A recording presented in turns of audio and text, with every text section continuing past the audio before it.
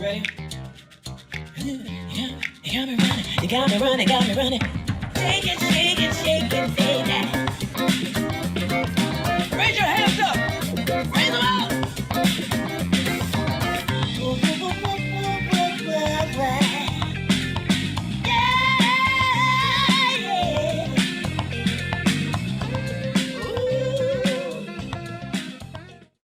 Hi everyone, and it is Tuesday, the 7th of December, and a big welcome as well to all the people that are on the live call with the LCMS Traders Club team. There's quite a few that have come in as well, so it's good to see for Tuesday. And thanks to everyone that hopped on the live trade call last night as well.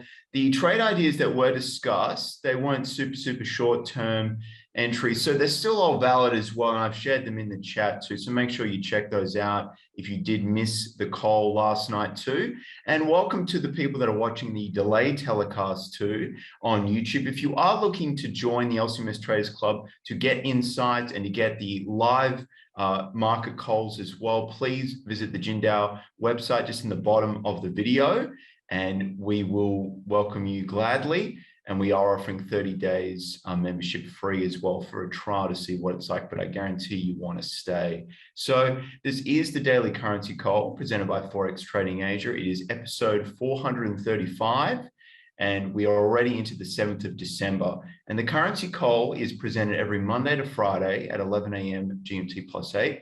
And the currencies we analyze are as follows. So Mondays, we do the Aussie and Kiwi, Tuesday, the Euro, Wednesday, the Pound, Thursday, Yen and Gold, and then Friday, we do CAD and crypto. And in the currency call, we endeavor to go through the market economic updates that matter for traders. We discuss the key support and resistance levels of the currency pairs in focus for the day. We go through trade ideas and we discuss much more. And this currency call will be very beneficial to both the long-term and short-term traders. And here we will go through what could move prices, possible trade ideas, and we'll also highlight the potential targets and also risks. Finally, a disclaimer, any information shared during this session is not intended to be a trade recommendation. It is solely the opinion and views of the speaker. So please remember to do your own analysis prior to entering any trades. So for today, we do have Kim Hong, currency strategist. Just to kick us off, we do have the Bank of Canada coming out tomorrow with their interest rate decision. And if we have enough time, we might see what effect the Reserve Bank of Australia interest rate decision has, but more than likely, probably not though. But we'll have Kim Hong here to go through the Bank of Canada for us now. So over to you now, Gimme. All right, I'll try to ensure that we have enough time for the RBA later on, all right? Okay, brand new day with the same old drilling noise happening, okay? So, Bank of Canada, what can we expect from them? So, they'll be meeting tomorrow, okay, at 2300 GMT +8, all right? During the previous meeting, okay, they ended QE, which is very good, okay? The timeline for achieving 2% inflation target has also been revised, okay, from the second half of 2022 to middle quarters of 2022. Okay, so what this means is that the Bank of Canada, they are now expecting, okay, if you were to look at the interest rate statement, towards the end of the statement, they actually indicated that, they are actually expecting this whole inflation target to be met by second half of by the middle quarters of 2022, instead of the previous statement of second half of 2022. So that's actually a hawkish revision, okay? So what this implies is that we can actually expect an earlier interest rate hike coming from the BOC, okay? So that's the second point, all right? So the third thing that they did during the previous meeting is that they actually revised inflation expectation upwards for 2021, 2022, and 2023. Wow, it won't come as a surprise, right? I mean, inflation has been rising globally, okay, so high, so much up sharply. So it's not a surprise that, the central bank actually revised their inflation outlook higher, all right?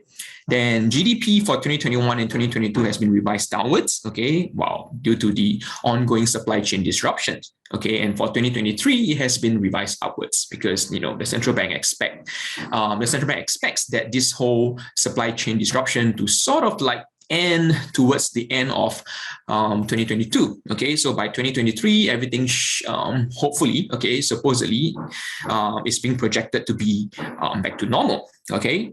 And lastly, okay, the Bank of Canada has now entered the reinvestment phase. Okay, so what this means, okay, is that now that they have ended QE, okay, this means they will technically not be buying any more bonds, any more Bank of Canada bonds and things like that. Okay, but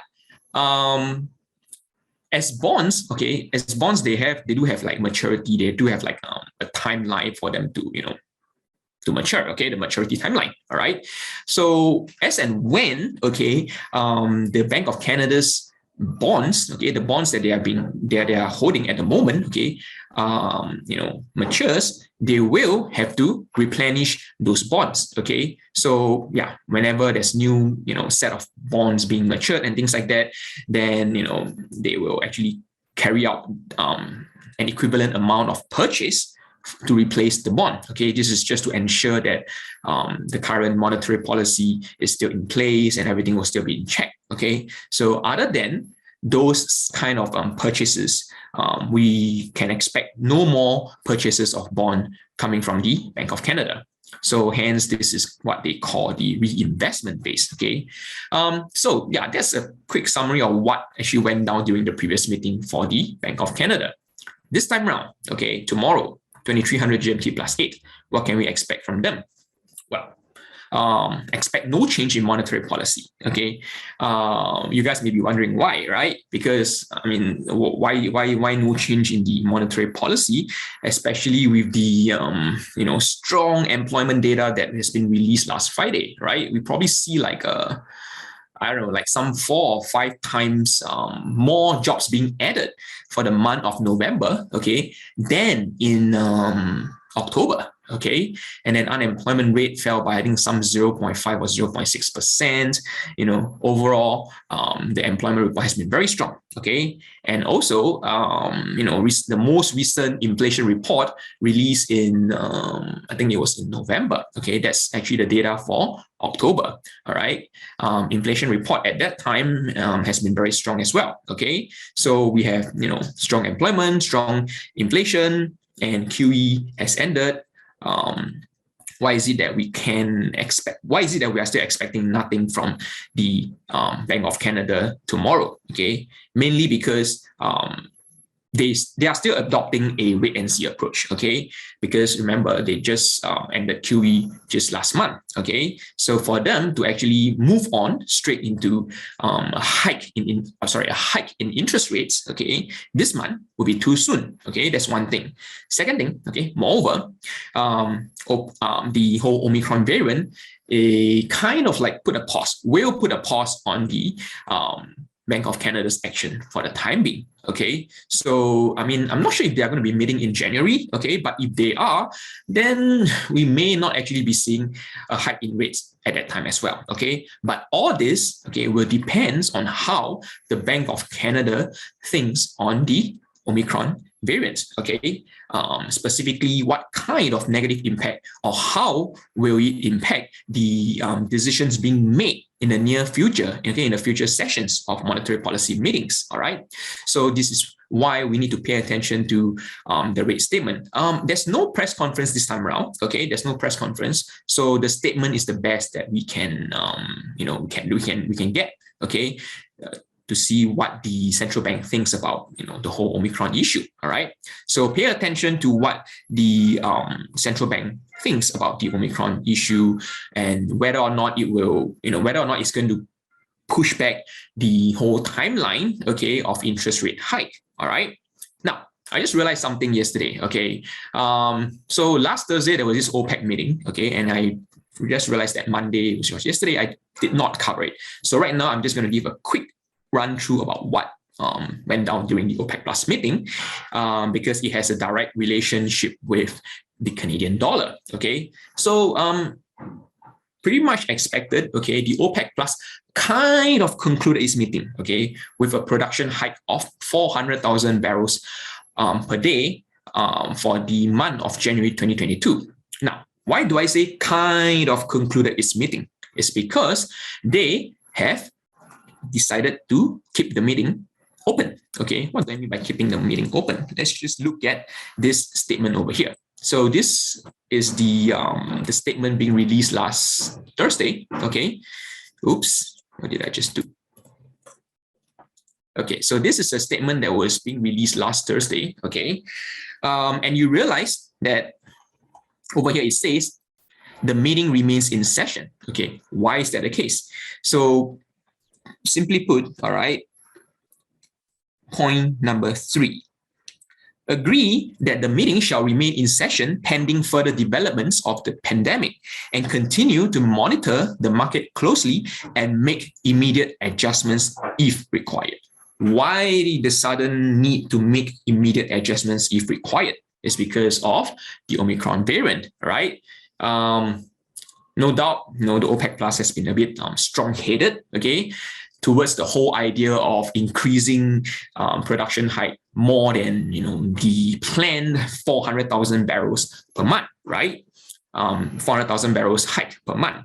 Okay, so the US, and other major countries have actually been pressuring the OPEC Plus to increase more, but they just felt that it's 400,000 is enough. We don't have to increase more and things like that. Okay, until the Omicron variant hits. Okay, I believe they actually sense that if this whole Omicron variant were to worsen, okay, then they can actually expect potential lockdown to be taking place again across the globe. Okay, so with that, planes will stop flying, cars will stop moving, and things like that. The demand for oil, okay, will definitely decline. And with the declination of oil demand, okay, and if they're still going to keep production height unchanged, okay, at 400,000 barrels per day, or maybe keep their oil production level at the current level, whatever it is, okay, then they will most likely be faced with, too much supply, right? Excess supply. And, with excess supply, what you guys probably know from Econs 101 is that prices will fall. Oil prices will fall, okay? Which is why they don't want oil prices to fall. Otherwise, that will affect the revenue, okay, of those countries, right? So, which is why they decide to keep this meeting open, okay? The meeting will remain in session, okay? As and when they need to, okay? If there's any worsening of the Omicron situation, then they will come out and say, you know what, we're just going to cut just going to make a last-minute ad hoc revision to our production for the month of January or even for the month of December right now. Okay, so yeah, so what is it? How is it going to impact the Canadian dollar? Okay, so look, if let's say the OPEC Plus were to come out all of a sudden and say that they are going to carry out they're going to reduce their supply of oil, okay, reduce their oil supply for this month, for next month, in the near future, okay, that will have a positive impact on oil prices, okay. A reduce in supply with demand remaining unchanged, okay, will cause oil prices to move up. And as we know, oil prices, there's actually a positive correlation, okay, with the Canadian dollar. So if oil prices were to increase, then the Canadian dollar will likely increase as well, okay? And if the Canadian dollar were to increase, then we can see dollar CAD decrease as well. CAD yen will increase, CAD francs will increase, and so on and so forth, okay? So because it has a direct impact with the Canadian dollar, okay, and of course there's a Bank of Canada as well. If you guys want to trade, yeah, tomorrow will be there'll be good opportunities for you guys to trade any Canadian pairs, okay? And just pay attention. I don't really think the OPEC is going to make any, ad hoc announcement, ad hoc changes to oil production in the next one day, in the next 24 or maybe 48 hours or so, okay? Because, okay, remember that recently the CEO of pharmaceutical companies have said that, scientists, experts, virologists, okay, they all need probably like a few more days, okay, to actually learn more about the whole Omicron variant, whether or not they are more contagious than Delta, whether or not they are more deadly, and what's the necessary plans, okay, contingents, okay, to be put in place to prevent another, widespread of COVID and things like that. Okay, so for the time being, I would say we are still quite safe from the Omicron variants. And I was just talking to a couple of my colleagues just now, earlier today, that market has been pretty much bouncing off the risk of sentiment for the time being. Okay, so we may actually be seeing a temporary, a brief risk on, I would say, okay, maybe for today and tomorrow and something like that. Okay, which is why, market has been bouncing off. You see Bitcoin, coming back to 50,000 and things like that. So with that, any questions regarding in Bank of Canada? It's going to be a short and sweet one, Bank of Canada, trust me. But we just have to pay attention to the statement to see if there's any optimism or pessimism coming out from the Bank of Canada. Okay, and based on past history, okay, the Bank of Canada usually has quite a high impact in terms of price movement on the Canadian dollar. Okay, so no questions with that. Okay, I think I'll hand it back to Scott in case the RBA meetings come up in like 12 minutes time. Okay, back to you, Scott. All right, thanks for that, Gimme. And we'll get straight into it. We do have the US dollar index now. And, frankly, it was a pretty stable session last night. And what Gim mentioned, I have to agree with. We did see a little bit of risk on come into the markets. It was, again, it's always an interesting thing to see when the Friday session behaves in a negative sense from what equities are doing and what the risk currencies are doing. And then we've seen this time and time again that, the dip is bought. And, the Omicron variant was treated pretty delicately because there were some unknowns, but it does seem like we might actually be looking okay now. But again, we've got that inflation data coming out on Friday night. So just be a little cautious trying to take the reversals. And we mentioned that last night as well. And you'll see that in the trade ideas that were reflected. And it's just a matter of time, until things come back down again. So be cautious. We've got the US dollar chart up here now with Sam Trade. It's on the 4-hour. We are over 96. And again, last night, if you did stay up and trade, things were pretty stable and things really didn't move. It was sort of in a holding pattern nearly. Will be interesting to see again, like you mentioned on the Bank of Canada, but just to quickly go into the news as well. There is a little bit going on compared with yesterday. That was a pretty quiet session. And just with the economic calendar, thanks to Forex Trading Asia. So Monday, again, it was just a day really where you want to get your plan sorted for the week. And that's why that Monday call is quite important. And a lot of detail was shared there. And just to catch up on the currency call, I hope everyone did from yesterday. A lot of good insights shared there as well. So, really, we were discussing before the call started about the RBA, and it's very likely that just with the situation in Australia, with that GDP figure that missed, it's very hard to aggressively want to buy the Aussie dollar right now. So be cautious if that's your plan. And we've also got a little bit later today, just for the US news, we've got some labor cost data with the non-farm productivity. Nothing really expected to change much there as well. So could be another quiet session. And then into tomorrow, we've got the JOLT's job opening expected.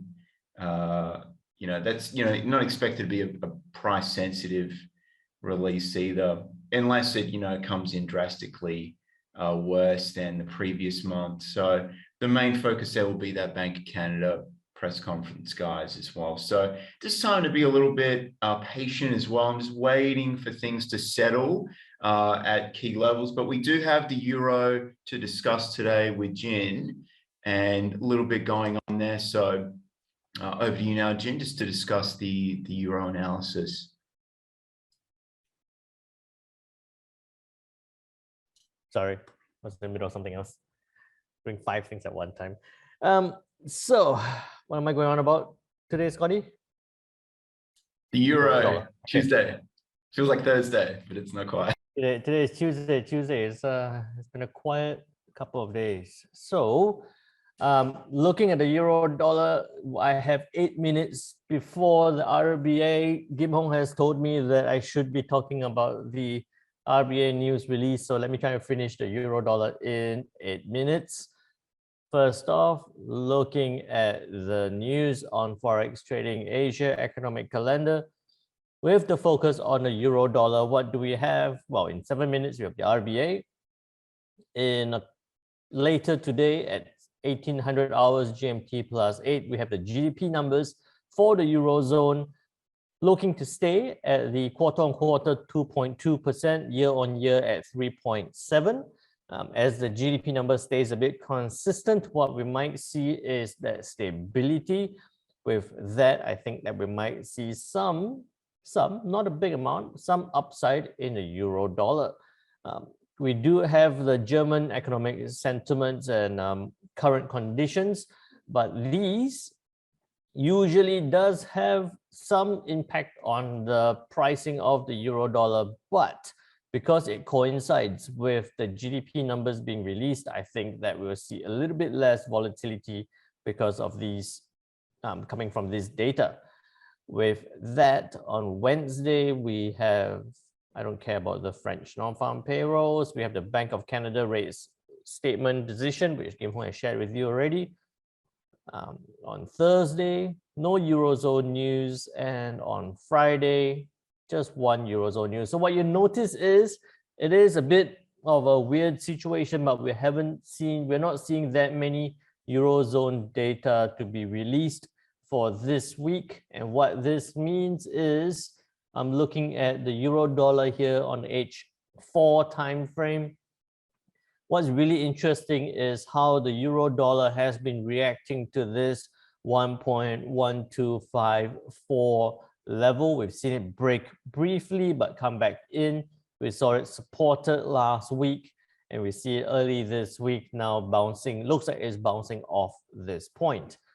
What I would be looking to trade on the euro dollar on the H4 time frame will be to see if it can go up. I don't think it will go towards that. I don't think it will hit the 1.14 level. I think it will come close to last week's high of about 1.1360. So I think that we'll likely see the euro dollar climb up towards that point, that 1.1360. But I don't feel that this will be a good trading opportunity. You might be looking at a 20 to 40 pip stop loss for only a 60 pip take profit level. Not a great trade. What I would be looking for instead is to try and sell it down towards that 1.1254 support level. So let it track up, let it move up. Look for that rejection of either the 1.1360 or that rejection of 1.14 like we saw here last week, and we saw the 1.1360 here. So we saw that both reaction last week. Look for that rejection. You could have a 20 pip stop loss for a good 60 to 80 pip take profit level towards that 1.1254 support level again. So 1:4 risk reward ratio towards the downside, a lot more attractive than that 60 pip move upwards with a slightly better than 1:1 risk reward ratio towards that upside. With that move anticipated for the euro dollar, what I'm looking at for the euro pound is if the euro pound can break below this 8497 support level. We spoke about this last week during our live trading session, where I had this line here, this green line here, where I was saying that if it broke below 8487, we can see that big downside. Hasn't done that. It rejected that level, bounced back up, rejected that level, bounced back up. At this point, again, we might be primed to see it break below that 8489 or 8490 support level. So I'll draw this line right across. You're looking at 8490. Below that, you could have a 20 to even a 60 pip take profit level. You can have a 20 pip stop loss, or 20 to 60 is a 1:3 3 risk reward ratio towards the downside, or you can even have a 40 pip immediate profit for a 20 pip stop loss of 1:2 risk reward ratio towards the downside. The main thing is for the euro pound is it needs to break below this 8497 support. It needs to close below 8490. Then you can look for that selling opportunity. This move towards the downside could be driven. This move towards that downside could be driven by that euro dollar turning back down, or it could also be driven by possibly the pound dollar moving towards the upside. One thing you're going to pay attention to is for this week, we do have a lot of pound news to be released today, later into the week on Friday with the GDP numbers as well. So I think that there might be some good opportunities that we could see the pound dollar driving the euro pound towards the downside. But I'll tell you more about the pound dollar tomorrow on Wednesday when we look at the pound dollar. So I've got 2 minutes to spare. With that 2 minutes, 1 minute here. It says 1 minute here. RBA interest rate decision. Let's look at it in a bit of a live trading session, a quick live trading session, 5-minute live trades. We're looking at interest rates to hold at a 0.1%. Kim Hong will give us the commentary about the rate statements when it's being released. I don't anticipate big changes on the rate statements. I don't anticipate any change in rate decision. So what we're looking at here on the charts, Aussie dollar and the H4. When you're trading the news, don't look at an H4 time frame. Look at an H1, look at it on an M15. Aussie dollar, we were talking about yesterday, saying that it was likely to climb towards the upside, towards that 7120 before turning back down. So what you could be looking for, before I tell you what to trade or what you could be trading, remember the usual disclaimer applies. Please manage your risks, your lot sizes, your take profits. I cannot be responsible for any trades that you get into, whether you make or you lose on those trades. So now interest rate decision held at 0.1%. We're looking for that move towards that upside. You can even look at it on M15 time frame. What I'll be looking for is for it to go above 7067 before looking for any buying opportunities. We see it turning back down again. Any interesting things on the rate statements there, Kim Hong? Processing. I'm still processing the statement. It's quite a lengthy one though.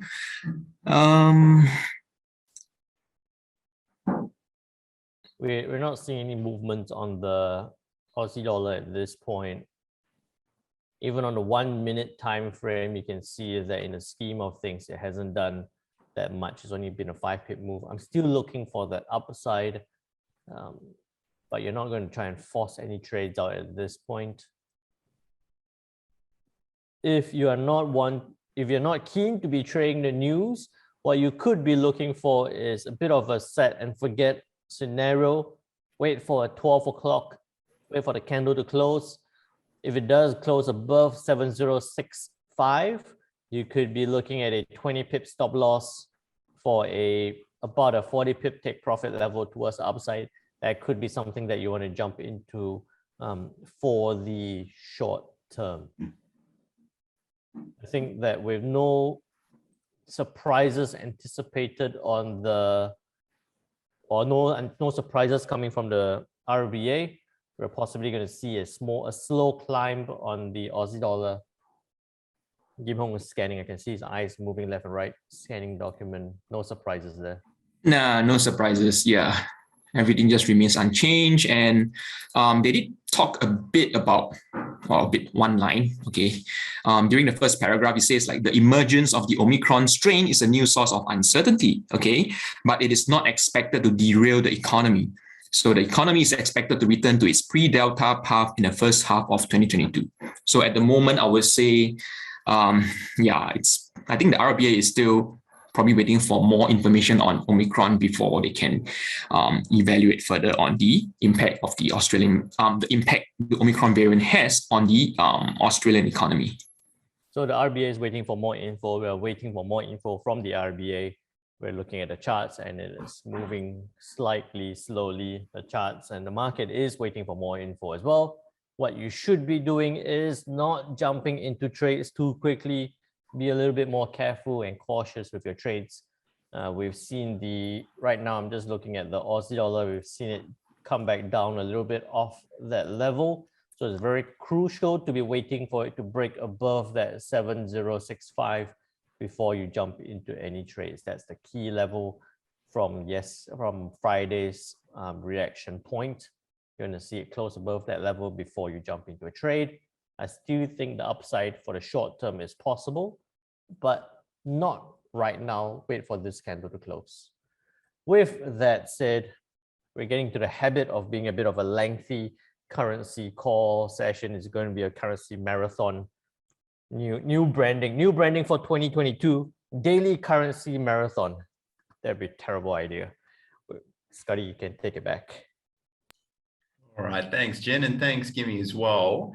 And just again, reiterate that Aussie dollar a buy trade idea to be taken after the candle closes for 12 p.m. GMT +8. So that's the disclaimer there as well. I just posted that idea, and the Euro USD sell trade and the Euro pound sell trade idea as well. But again, thanks for watching, everybody, and I hope to see everyone in the club. And if you haven't already, sign up to the LCMS Traders Club. And bye for now, everyone, and have a great rest of your day.